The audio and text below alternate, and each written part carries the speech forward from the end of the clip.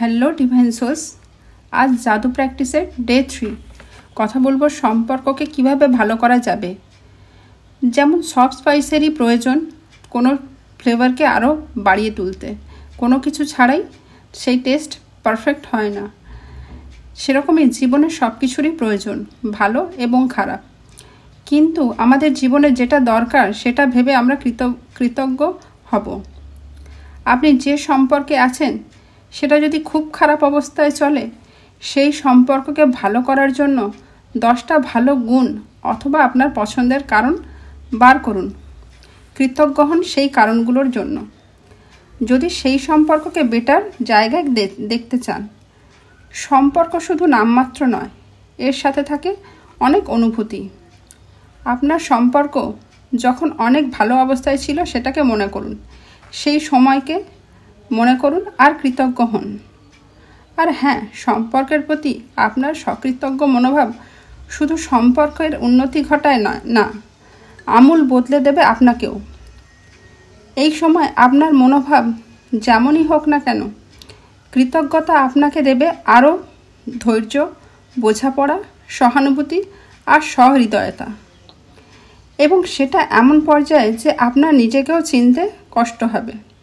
সম্পর্কের যে ছোট ছোট ব্যাপারে আপনি আগে বিরক্ত হতেন বা সেইটা নিয়ে খারাপ কথা বলতেন বা অভিযোগ করতেন, সেটা অদৃশ্য হয়ে যাবে আস্তে আস্তে।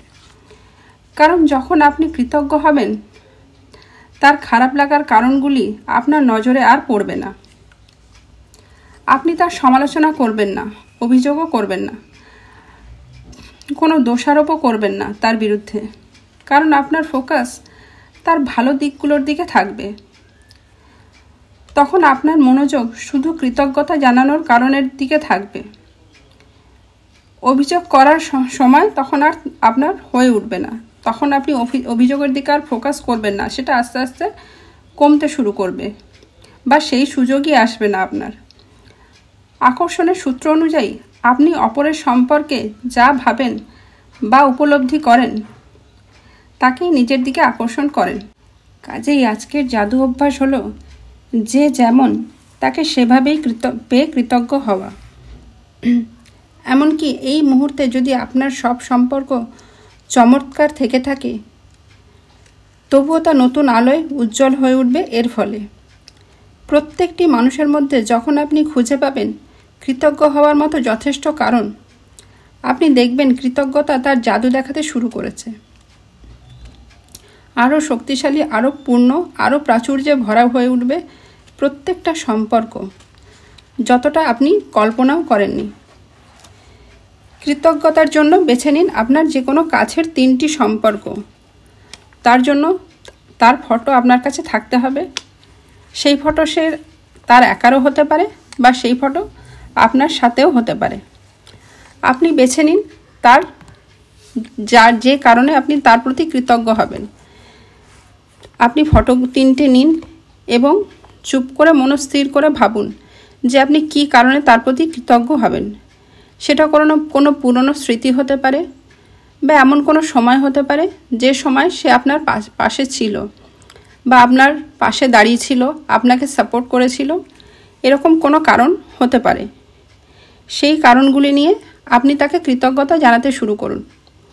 প্রথমে তার নাম বলুন এবং কারণটি বলে তাকে ধন্যবাদ বলুন।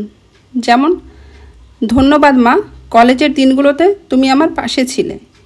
এইভাবে আপনি 3 জনের জন্য এইভাবে অভ্যাস করুন।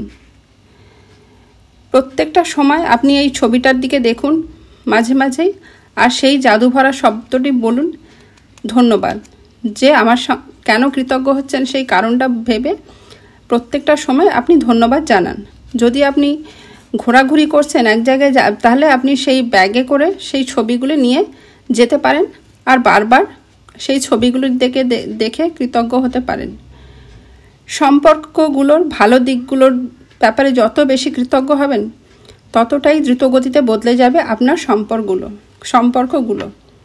আপনি জাদু অভ্যাসের জন্য প্রথম যে অভ্যাসগুলি করছিলেন সেই অভ্যাসগুলি আবারও করবেন, যে 2টো স্টেপ আগে করেছেন। আজকে সেই দুজনের যেমন 10টা প্রাপ্তির কথা বা যেটা কৃতজ্ঞ হবার কারণ সেই কৃতজ্ঞতাগুলি লিখবেন। আপনার সবচেয়ে কাছের সম্পর্কগুলো বেছে নিয়ে তাদের প্রতি কৃতজ্ঞ হবেন। সেগুলি কেন কৃতজ্ঞ হবেন লেখার পর আপনি আবারও পড়বেন। আপনার শোবার সময় সেই জাদু পাথর নিয়ে আজকের সারা দিনে আপনার যা সব থেকে ভালো হয়েছে আপনার সাথে সেটা জানিয়ে কৃতজ্ঞ হবেন। আর প্রত্যেকটা শেষে 3 বার বলবেন ধন্যবাদ, ধন্যবাদ, ধন্যবাদ। এই অভ্যাস চলতে থাকবে। আজকের জন্য এটুকুই। ধন্যবাদ।